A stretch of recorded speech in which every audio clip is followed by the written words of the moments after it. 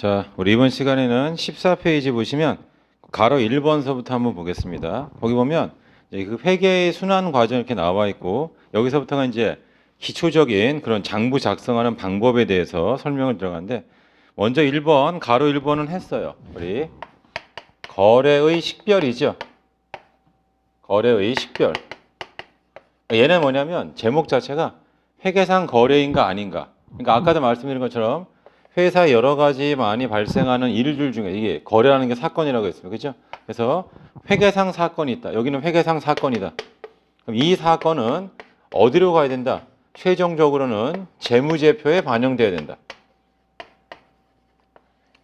그리고 이 재무제표에 반영되는 첫 번째 그 과정이 뭐냐면 가로 2번에 있는 분계가 된다. 분계한 다음에 전기가 되고 전기한 게 결국은 뭐가 되냐면 재무제표로 옮겨간다. 이런 흐름으로 이해를 하시면 되고 그 다음에 지금은 이제 어떻게 되어 있냐면 이거 자체가 프로그램으로 되어 있다. 전산화 되어 있죠. 전산이라는 게 되게 이제 상당히 편리하고 좋은 건데 결국 뭐냐면 원래는 이게 다 공책이었어요. 분계장이라는 공책. 전기라고 하는 거는 뭐냐면 총계정 원장이라고 하는 이런 장부에다가 사람이 이렇게 껌껌이 이제 옮겨 적었어야 된다 이런 뜻입니다. 하지만 지금은 분계만 하면 바로 재무제표가 만들어져. 그러니까 현재 그 분계 고기까지를 기준으로 해서 최종적인 재무제표가 만들어진다. 이렇게 보시면 돼요. 제가 보통 이거 설명할 때 우리 운전하는 거, 운전도 원래는 이제 기아라든가 클러치 이런 걸 조작을 해가지고 자동차 운전을 해야 되는데 지금은 결국 뭐냐면 뭐 버튼에 의해 가지고 그죠? 뭐 우리 이제 드라이브 상태 이제 오토매틱 차량 근데 뭐 이제 뭐 버튼에 의해 가지고 나중에 가서 이제 말로 해도 될 것 같아요. 그냥 가자 그러면 차가 알아서 그냥 움직이는 뭐 이런 시대가 올 거로 예상됩니다. 그래서 14페이지 보시면 가로 1번 거래의 식별에서는 뭐가 되냐면 이렇게 회계상 거래를 구분하는 건데 결국 뭐냐면 회계 장부에 들어갈 것과 들어가지 않을 거를 여기 왼쪽은 들어가지 않는 거죠. 그래서 들어가지 않는 거를 몇 가지만 기억을 해두면 이거를 암기한다는 게 아니고 이해를 해야 돼요. 그래서 뭐라고 했냐면 얘는 각각 재무제표 요소의 정의. 그러니까 사실 제가 여기 재무제표라고 썼지만 그게 BS와 IS를 얘기하는 거예요. 그러니까 재무상태표라는 얘기는 자산부채 자본 그리고 수익비용 정의에 맞아야 되고요. 그러니까 자산의 정의에 맞아야 되고 그 다음에 여기에 대해서 얘를 측정을 할 수 있어야 돼요. 이렇게. 그게 거꾸로 뭐냐면 정의, 그러니까 자산의 정의는 맞지만 금액으로 측정할 수 없으면 얘는 기록될 수가 없다 이런 뜻이. 부채의 정의는 맞지만 금액으로 측정할 수 없어요. 그럼 얘는 장부에 기록될 수 있다 없다? 없다. 이게 이제 결론이 됩니다. 그럼 먼저 가로 1번 뭐죠? 거래의 식별인데 거기서는 이런 거죠. 회계상 거래라고 하는 것은 분계의 대상이 된다. 즉 그래서 그 조건만 보시면 되는데 이거 외우는 게 아니고 자산 부채 자본의 증가 또는 감소를 가져와야 되죠. 그 얘기는 뭐냐면 재무 상태에 영향을 미쳐야 되고요. 그 다음에 동그라미 2번은 뭐냐면 얘를 금액으로 측정할 수 있어야 된다. 금액으로 측정할 수 있어야 되니까 우리는 회계 장부에다가 숫자를 적어야 돼요. 그러니까 숫자로 측정할 수 없는 거는 회계 장부에 기록되지 않는다. 이렇게 보시면 돼요. 그래서 그 밑에 나와서 예를 들어서 상품 주문서를 발송한다. 그냥 단순하게 여기다 적어 보겠습니다. 뭐를 내가 사겠습니다라고 주문을 넣었어요. 또는 종업원을 채용합니다. 이렇게 뭐 하기로 계약을 체결했어요. 우리가 계약을 체결하면 보통 거래가 성사돼 이렇게 얘기하지만 이런 것들은 회계처리 대상이다 아니다? 회계처리 대상이 되지 않는다 이런 뜻입니다. 대신에 또 뭐가 있냐면 그럼 우리가 이제 거래가 성립된다 그러면 상대방이 있어야 되는 거 아니냐? 근데 결론적으로 상대방은 없어도 돼요. 그러니까 예를 들어서 도난이 발생했다. 또는 화재로 인한 손실이 발생했고 그 손실 액수를 측정할 수가 있다라고 한다면 거래 상대방 내가 불하고 거래한 건 아니잖아. 하지만 얘를 회계 장부에 반영을 해줘야겠다. 그 얘기는 다른 말로 하면 뭐냐면 우리가 재무상태표에 이렇게 BS가 있으면 여기에 상품이라고 하는 재고자산이 있었어요. 예를 들어서 이 상품이라고 하는 것 자체가 만약에 100이다라고 하는 게 이렇게 있었습니다. 이렇게. 그러면 중요한 건 뭐냐면 이 상품이 불이 나서 전부 다 불타서 없어져 버렸습니다. 화재로 인해서 다 없어졌다. 그러면 장부에 얘를 없애줘야 되겠죠. 그러니까 이거는 회계상 사건이 되고 결론적으로 말씀드리면 여기 자본에 이익잉여금이 있어요. 이익잉여금. 이게 이 화재 손실을 해서 비용이 발생한 겁니다. 결국 뭐냐면 이익잉여금이 줄어들어야 되는 이런 효과가 있다 이런 뜻이에요. 그래서 이거를 처음에 할 때 이게 되게 어렵고요. 그 다음에 이걸 제가 뭐라고 하냐면 항상 재무상태표 중심으로 우리가 생각을 해야 돼요. 뭘 생각하냐면 어떤 사건이 발생하면 대부분 이제 공부 처음 할 때는 분계를 이렇게 적는 거에 만족을 하는데 그걸 하지 말고요. 그러니까 그걸 이제 어떻게 하냐면 반드시 BS에다가 어떻게 되는지 한번 그 분계를 여기다 반영시켜서 생각을 해봐라. 그러면 공부하는 게 훨씬 더 빠르게 할 수 있다 이런 뜻이에요.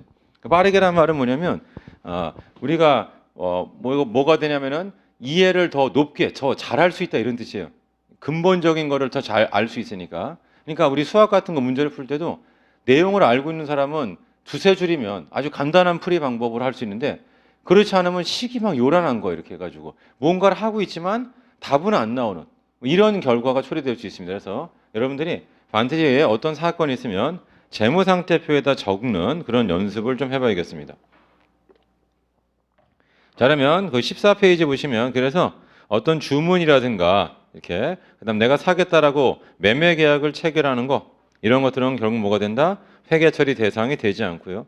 그다음 가로 2번 분계가 나와 있는데 걔가 회계상 거래 기록 절차의 이제 제일 첫 출발점이 분계라고 하는 겁니다. 분계. 그런데 분계는 차변과 대변으로 나눠서 해야 된다 이런 뜻이고 그걸 우리가 뭐라 했냐면 거래 이중성 우리가 복식북이니까 하나의 사건은 반드시 양쪽에 적으셔야 돼요. 차변과 대변. 그러니까 하나의 사건은 반드시 분계라면 차변 요소와 대변 요소를 다 가지고 있다 이런 뜻입니다.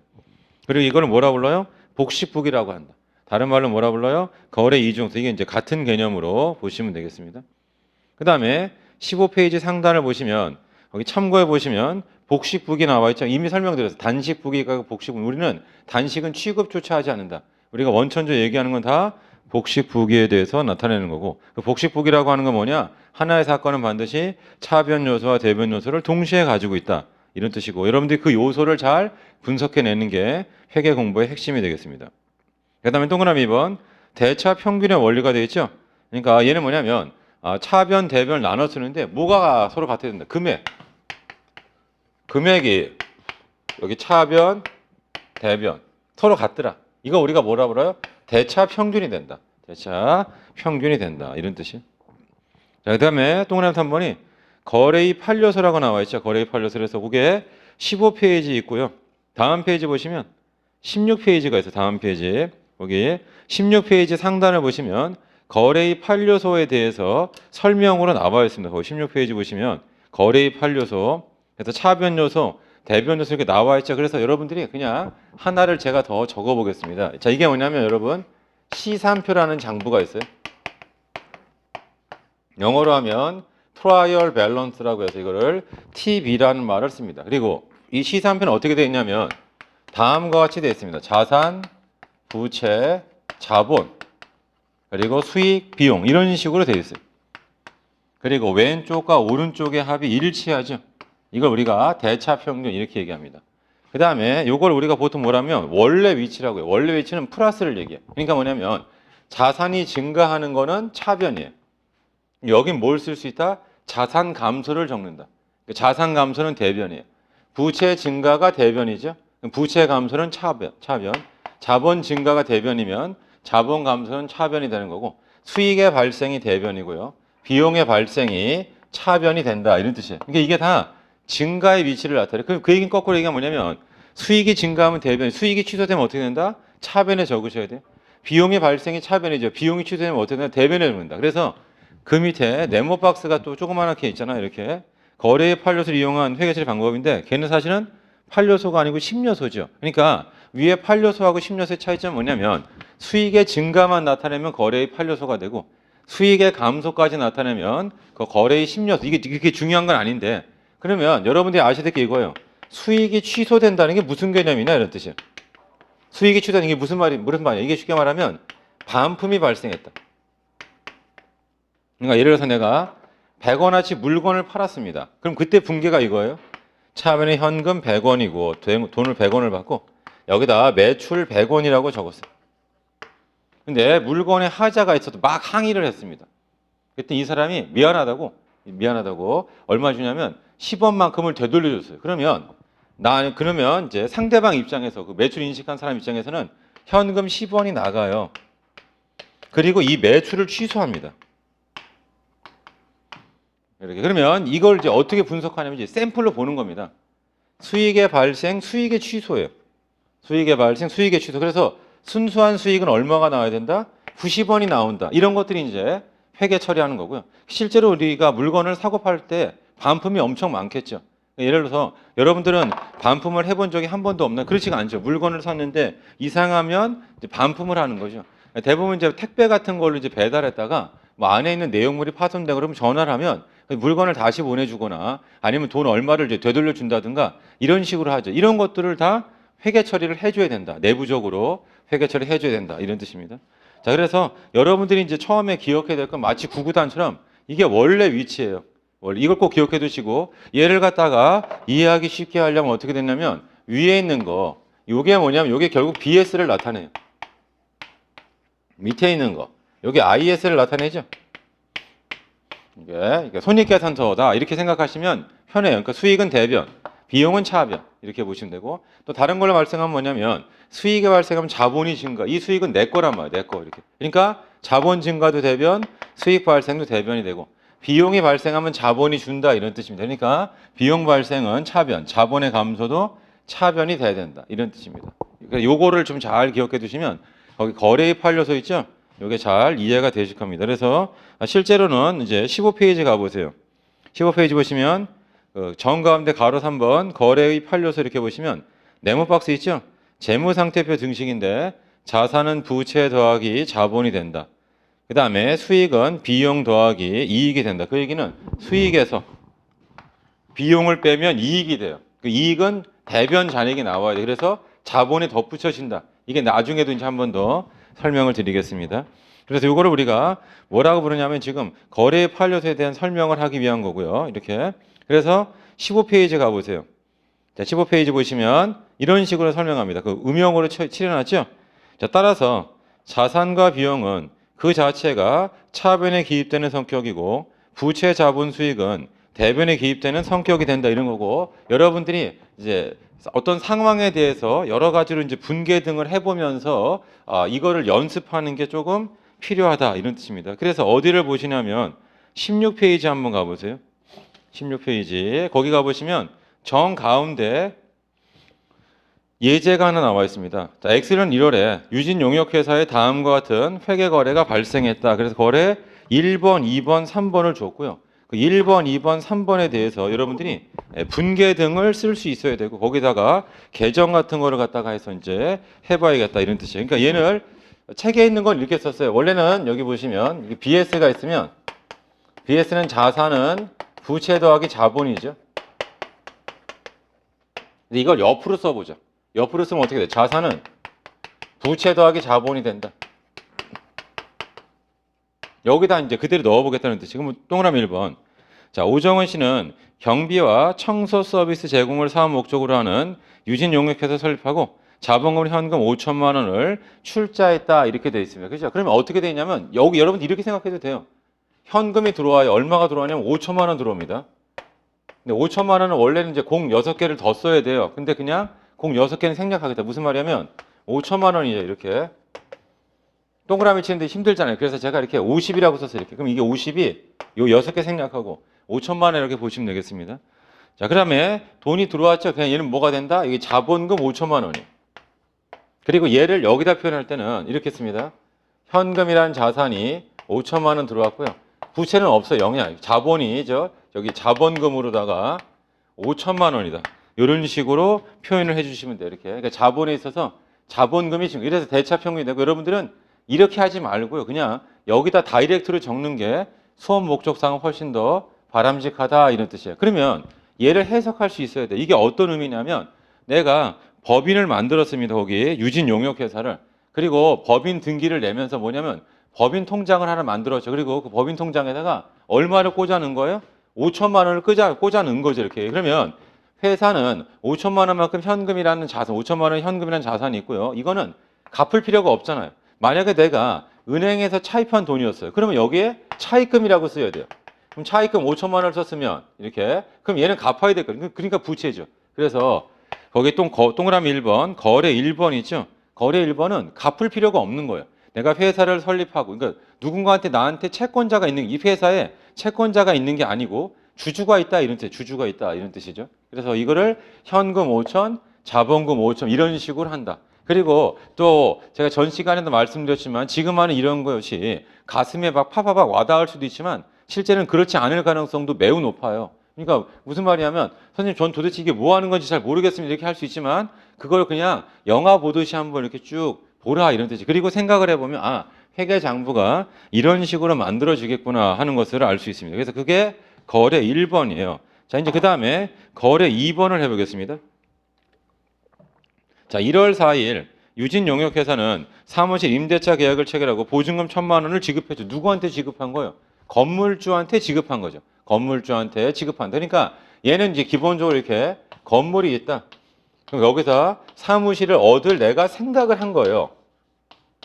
이렇게. 그렇죠. 사무실을 얻어야겠다. 그리고 여기서 이제 사무실 얻어놓고 사업을 시작하죠. 그래서 제일 먼저 법인 등기를 내고 그래서 법인 통장에다가 5천만 원 넣어놓고 그리고 이거를 이제 자본금이라고 회계 처리했습니다. 자, 그 다음에는 이제 뭐였냐면 이 건물주 찾아가서 저 여기서 이제 사무실 좀 빌려서 쓰겠습니다. 임대차 계약서를 이제 쓴 거죠. 이렇게 해가지고. 그리고 월세는 뭐 100만 원씩 내기로 하고 임대차 계약을 체결했는데 보증금을 걸었습니다. 그 보증금이 얼마면 1,000만 원. 그럼 돈이 1,000만 원 나가죠. 그럼 5천만 원에서 1,000만 원이 줄면은 얘가 얼마가 되냐면 4천만 원으로 바뀌어요. 그리고 여기다 뭘 쓴다? 보증금이죠.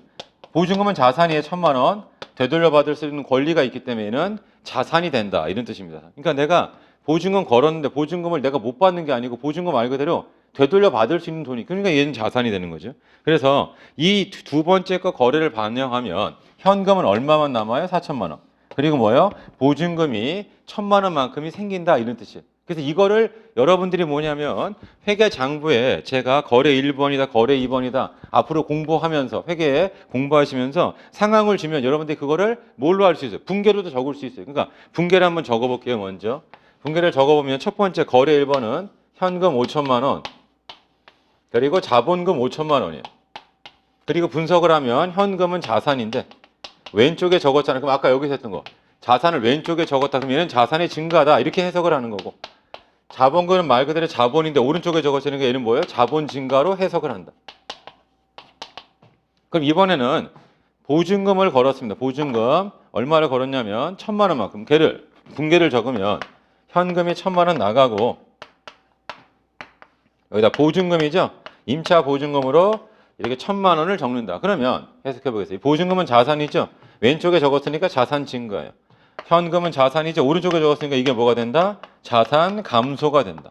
자산이 증가하면서 또 다른 자산이 감소. 그래서 뭐예요? 대차가 평균된다.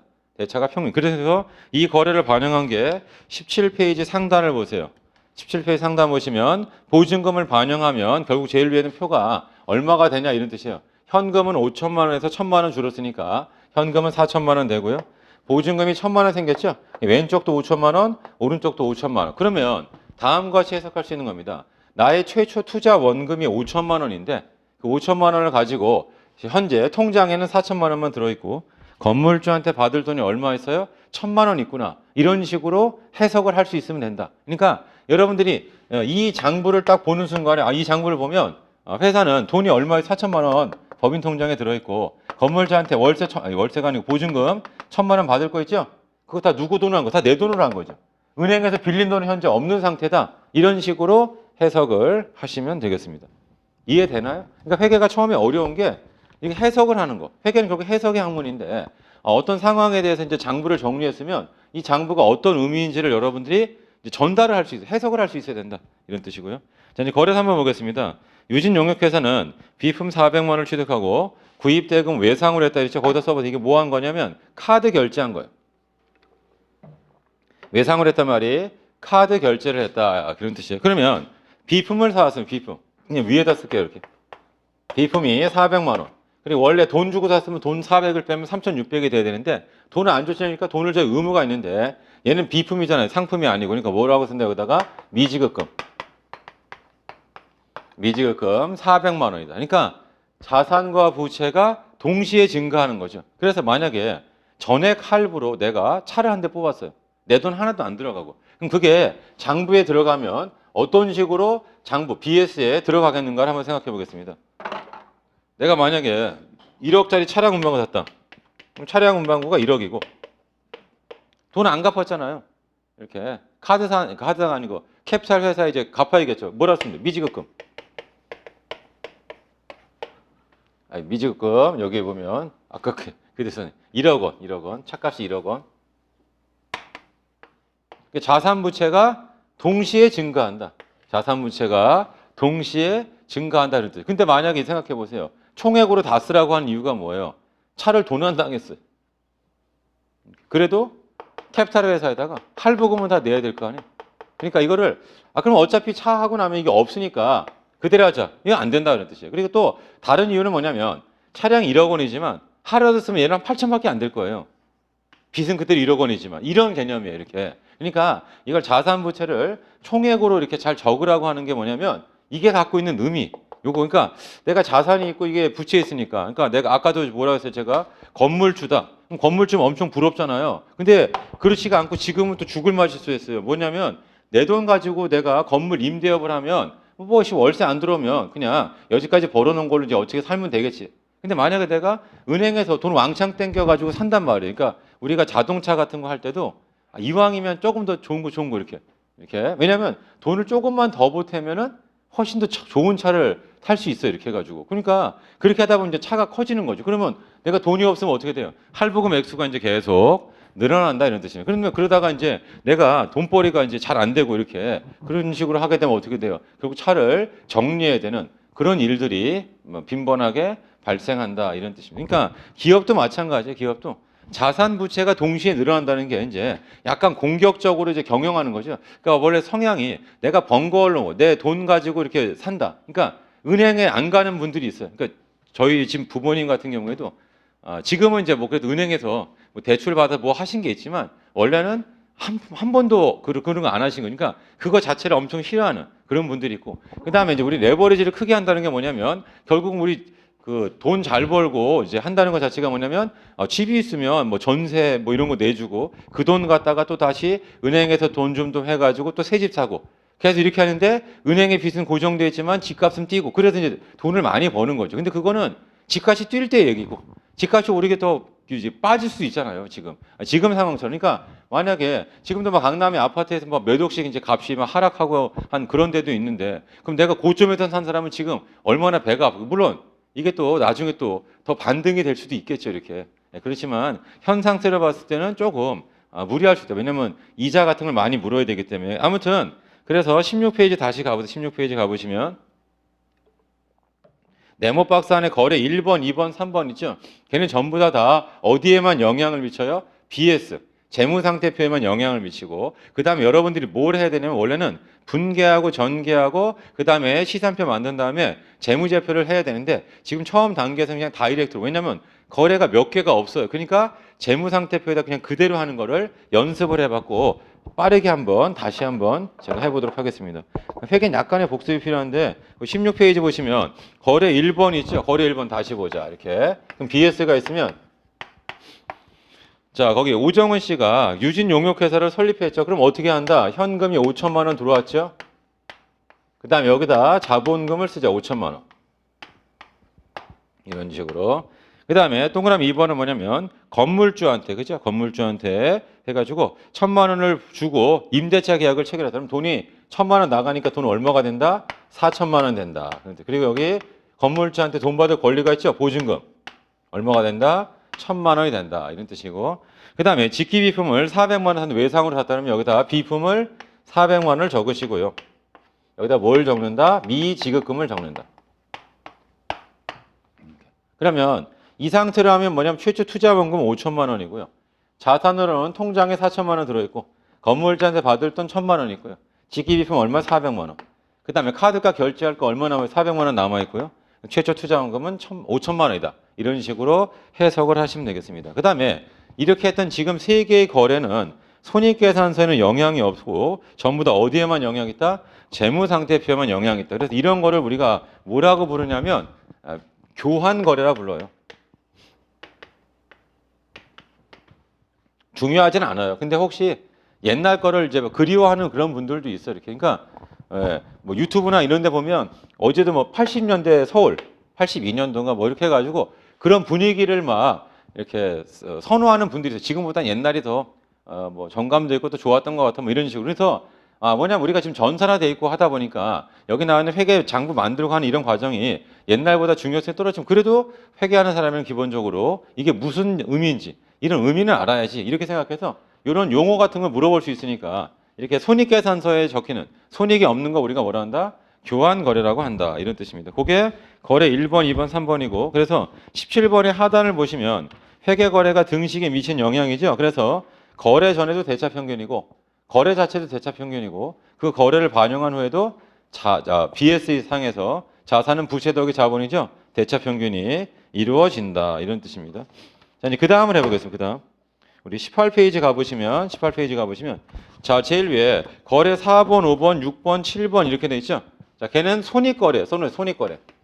손익거래는 뭐냐면 손익계산서에 수익 비용이 발생시키는 거래. 손익계산 수익 비용을 발생시키는 거래를 우리가 손익거래를 한다. 그런 뜻이에요. 그럼 얘에 대해서는 IS를 적어놓고 한번 해보겠습니다. 손익계산서. 자, 1월 10일. 자, 유진 용역회사는 미쳐보세요. 경비 업무를 수행해서 일을 해주고 용역수 700을 현금으로 받았죠. 그러면 돈이 700이 들어오니까 이거 얼마가 돼요? 4,700이 되죠. 이렇게. 그 다음에 여기죠. 손익계산서. 여기 용역 수익이 700이 생겨요.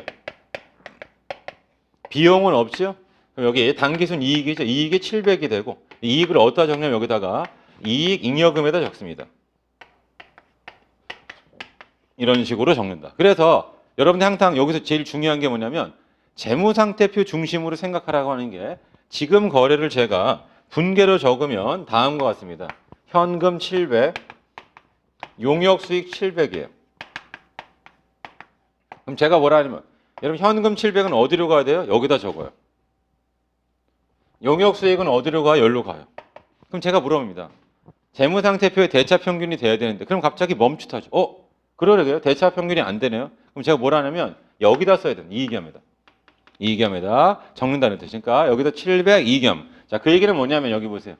용역수익이죠. 결국 얘는 손익인데 손익은 결국 재무상태표 어디로 가냐면 이익염으로 가는 거예요. 다른 말로 하면 이게 자본이죠. 해석하면 들어온 돈은 다 다 내 거다, 우리 거다 이런 내 거다 이런 개념 이렇게. 근데 이게 상당히 처음에 어렵다고. 그러니까 우리가 그냥 여러분 분계를 할 때 현금 700, 용역수익 700 이런 식으로 하세요. 그러면 다 좋아요. 근데 이러면 회계에 발전이 없다는 뜻이에요. 제가 뭐라고 하냐면 이거를 반드시 BS에 옮겨 적을 수 있어야 돼요. 그러니까 내가 일을 해주고 700만 원 돈 벌었습니다. 현금 700만 원 받았어요. BS에 해보세요. 그러면 첫 번째 돈이 700이 들어왔던 건 눈에 보이니까 여기다가 현금 700을 증가시킵니다. 그리고 멈춰 있어요.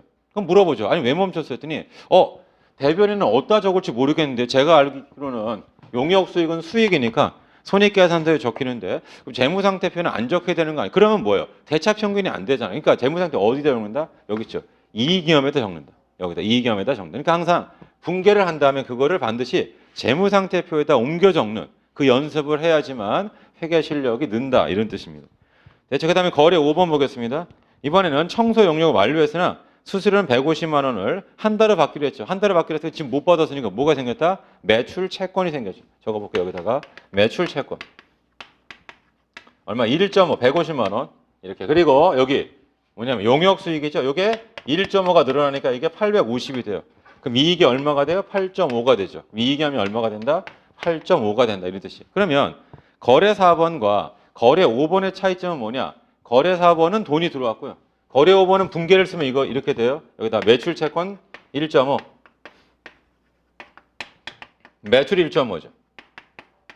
둘의 공통점은 뭐냐면 여기 오른쪽에 있는 다 용역 수익을 인식했지. 매출이라고 하는 게 이게 용역 수익이에요. 이렇게. 그러니까 둘의 공통점은 뭐냐면 일을 해줬어요. 이렇게. 차이점은 뭐냐? 얘는 돈을 받았죠. 얘는 돈을 안 받았다 이런 뜻이에요. 안 받았으니까 뭐가 생겼어요? 돈 받을 권리가 생겼죠. 이 돈 받을 권리를 우리는 뭐라고 부른다? 얘를 매출 채권이라고 한다. 그러니까 매출로 인해서 돈 받을 권리가 생겼다 이런 뜻이에요. 이렇게. 그래서 얘를 갖다가 장부에 적을 때는 어떻게 적는다? 매출 채권을 적으면서 용역 수익이죠. 얘를 증가시킨다 이런 뜻이에요. 자, 거래 6번, 7번 보겠습니다. 6번은 직원 급여 500만 원을 지급했죠. 그럼 돈이 500이 나가요. 돈이 500만 원이 나가야 된다. 이런 뜻입니다. 그럼 4,700에서 500 나가면 이게 4,200이 돼요. 그 다음에 여기 급여가 500이 발생하면 여기 단기순이익은 350이 돼요. 3.5. 그럼 이익이하면 얼마가 된다? 3.5. 그럼 얘를 해석하면 뭐냐면 직원들 월급 준 거는 빚 갚은 게 아니에요. 뭐예요? 내 몫이 준 거죠. 우리가 배당을, 그러니까 이익이하면 결국 배당을 줄 거라고 했잖아요. 배당을 줄 몫이 떨어진다. 줄어든다 이런 뜻이에요. 이렇게. 그러니까 주주 입장에서는 이제 이렇게 생각해 보면 딱 쉬울 것 같아요. 뭐냐면 여기 이렇게 회사가 있으면 이렇게 회사가 막 움직이잖아요. 우리 그 마녀 나오는 이제 그런 영화라고 해야 돼. 그런 데 보면 어떤 유리 볼이라고 해야 될까? 이렇게 유리 구슬까지 되어 있는 걸 보면 세상이 어떻게 돌아가는지 이렇게 움직이고 있잖아요. 그럼 마치 뭐냐? 주주가 이렇게 회사가 막 움직이는 그런 모습을 보면서, 그러니까 회사가 직원들한테 월급을 주는 월급을 주는 걸 보면서 어떤 생각하냐면 회사에 돈이 나갔어요. 원래 4,700인데 4,500 나갔죠? 그럼 뭐야? 아이씨, 내가 배당으로 받아올 게 줄어들었네? 이렇게 생각을 하는 거죠. 그죠? 장부가 실제 이렇게 이익이하면 350으로 줄어든다 이런 뜻입니다. 그러니까 지금 이게 장부가 이제 어떤 상태라는 거. 그러니까 회사가 어떤 행동을 하면 그게 장부에 어떻게 반영되는지, 특히 어느 장부, 이 재무상태표에 어떻게 반영되는지를 지속적으로 고민해야 된다. 지속적으로 고민하라. 그게 회계 공부에 있어서는 제일 중요하다. 회계 공부에 있어서는 가장 중요하다. 이렇게 보시면 돼요. 그다음 마지막 거래 7번은 월세 100만 원 지급했죠. 돈이 100만 원 나갑니다. 그럼 여기 보세요. 얼마가 돼요? 얘가 4,100만 원. 그다음에 여기 임차료죠. 그럼 이익이 얼마가 돼요? 250. 여기 얼마가 된다? 250이죠. 그럼 얘도 마찬가지예요. 이거를 제가 급여서부터 한번 해요. 급여 500만 원 이렇게 돼요. 현금이 500이 나가고 급여 500이에요. 근데 만약에 우리 장부가 손익계산 넣고 재무상태표만 있으면 얘가 결국 뭐 이익염이죠. 다른 말로 하면 자본이 감소하는 거죠. 내 몫이 줄어드는 그런 효과가 있다. 그러니까 월급은 내 몫에도 주는 거예요.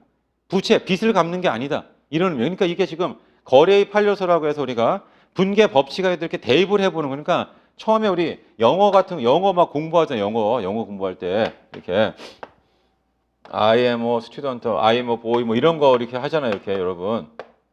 그러면 뭐라고 해서 이게 주어고 뭐 이게 동사고 이게 뭐 보고 이렇게 이 행동을 계속 반복하면서 이게 어떤 의미인지 이걸 우리가 문법이라고 하잖아요.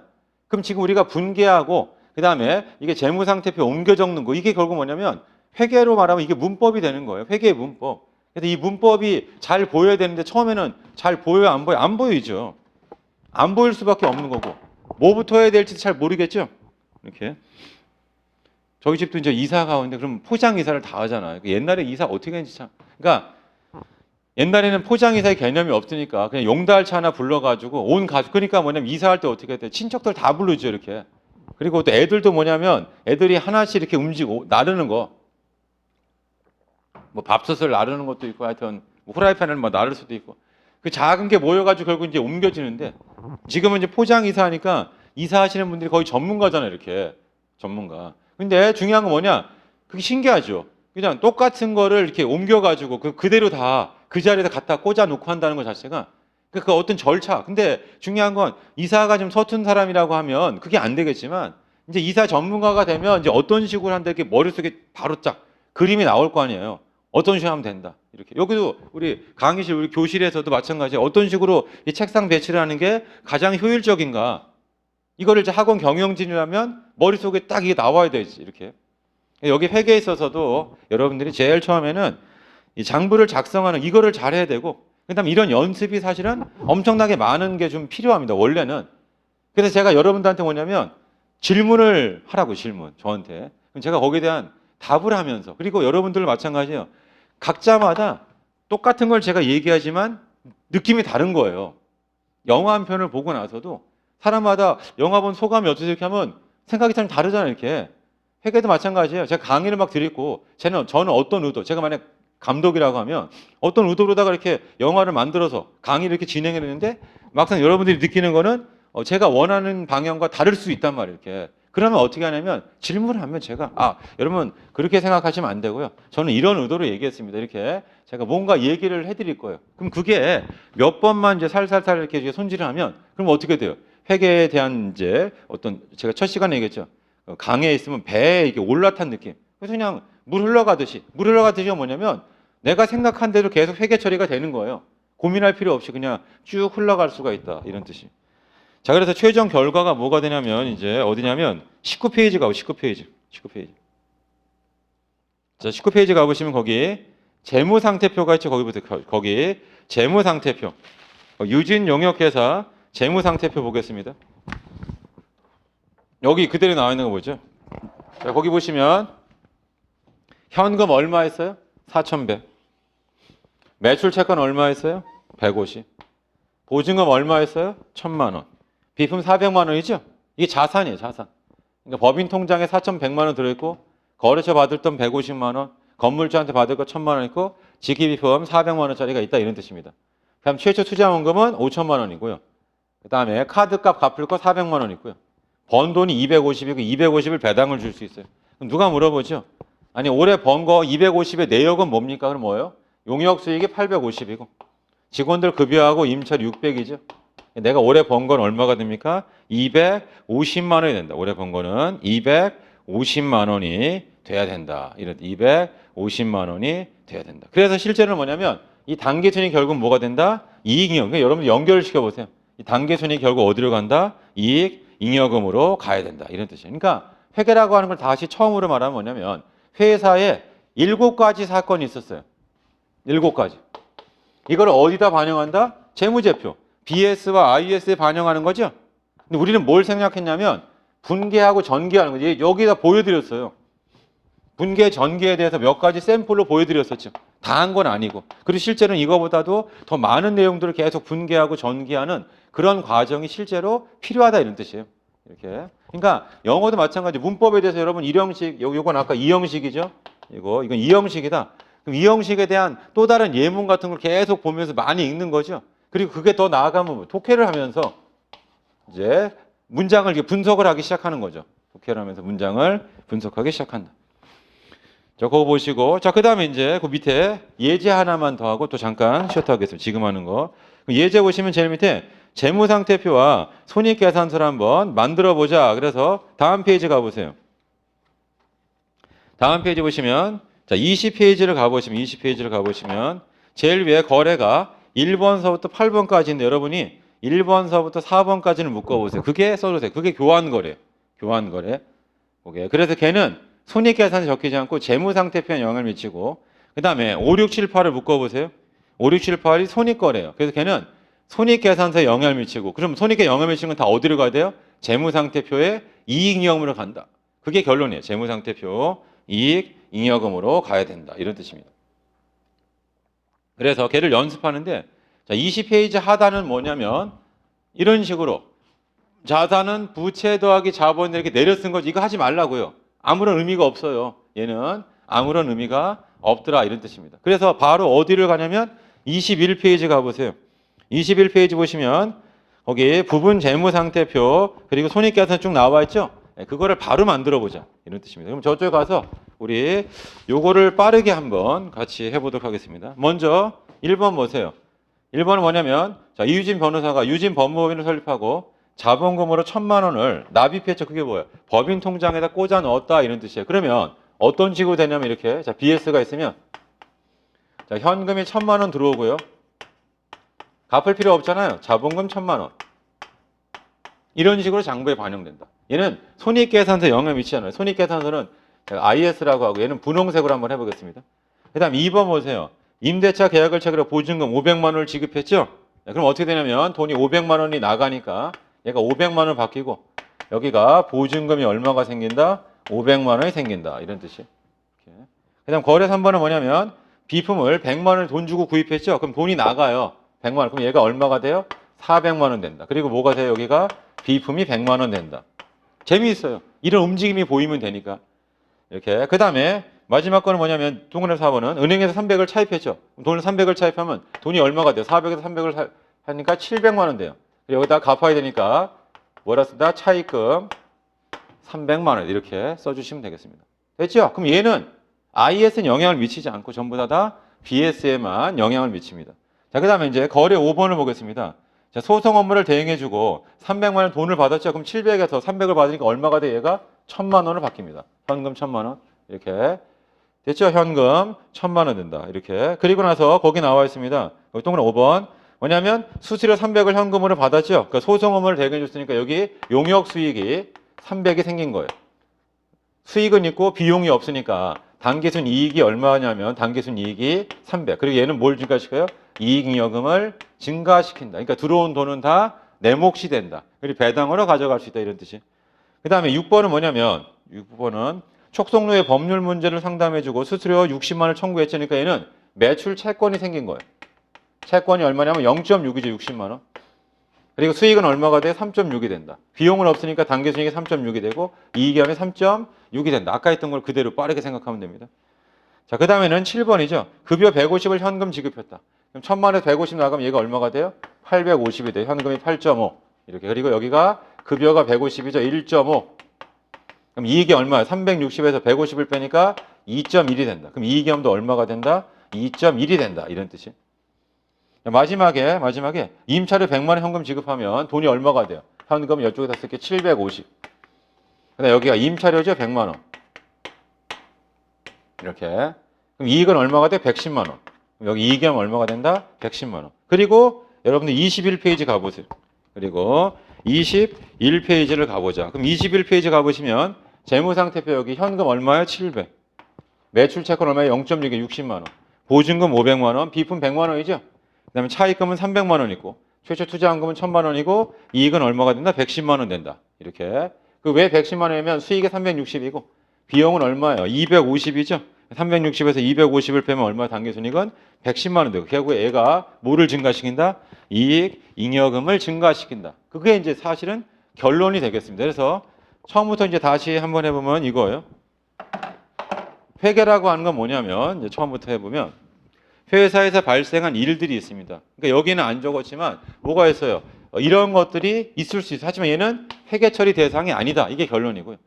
회계 처리가 대상이 되는 것들에 대해서는 어디다 적는다? BS하고 IS에 적는다. 근데 이게 거래가 한 8개 정도밖에 안 될 때는 쉽지만 거래가 예를 들어 10만 개요. 즉 삼성전자 이런데 얼마나 많은 일들이 있겠어요. 그러니까 아까도 제가 여기 나와 있는 이거죠. 마녀라고 해야 될까요? 마법사? 이게 유리 구슬 같은 걸 보면서 이게 세상이 어떻게 돌아가는 거 볼 거 아니에요. 그러면 뭔가 이쪽에서도 막 움직이고 이쪽에서 막 움직이고 동시다발적으로. 그렇죠. 그럼 이게 얼마나 많은 거래예요. 그러니까 이걸 갖다가 다이렉트로다가 직접 BS하고 IS를 한다면 오류가 발생할 수 있습니다. 그래서 이런 걸 방지하기 위해서 어떻게 하냐면 제일 먼저 분계라는 걸 하고 그 다음에 이제 전기라는 걸 하고 그리고 분계할 때 핵심은 뭐냐면 거래의 판료에 맞게 분계하셔야 돼요. 이렇게. 그래서 우리가 차변에서 4가지, 대변 4가지 배웠죠. 그 다음에 이제 전기라는 걸 한다. 총계정 원장에 옮겨 적는 거. 분계된 거를 총계정 원장에 옮겨 적는 그런 과정을 거쳐야 된다. 이런 뜻. 근데 이게 사실은 처음에 할 때 되게 어려워요. 그리고 회계 장부를 볼 때 이게 좀 힘들기도 하고. 하지만 이거를 잘 극복해내는 게 우리한테는 필요하겠습니다. 자, 일단 여러분 요 정도 하시고 요 정도 하시고 잠깐 쉬었다가 이제 우리 가로 3번 있죠. 가로 3번. 가로 3번이 전기예요. 전기. 그래서 전기는 뭐냐면 거기 나와 있습니다. 뭐라고 했냐면 분계장에서 총계정 원장으로 옮겨 적는 거고요. 써보세요. 분계장은 쉽게 말하면 연습장이 돼요. 그리고 다른 걸 써보면 상황 일지예요. 그러니까 회사가 어떤 일이 발생할지 그러면 그거를 시간 순서대로 쭉 나열한 게 분계장입니다. 그 다음에 그 분계장을 보고서 하나씩 옮겨 적는 그런 과정이 필요하다. 그걸 우리는 뭐라 하냐면 전기다. 이거를 우리가 전기 이렇게 얘기해요. 그래서 잠깐 쉰 다음에는 우리가 전기하는 거 이런 거 연습을 좀 분계하는 거 전기하는 거 같이 한번 연습해 보겠습니다. 잠깐만 쉬었다 하겠습니다.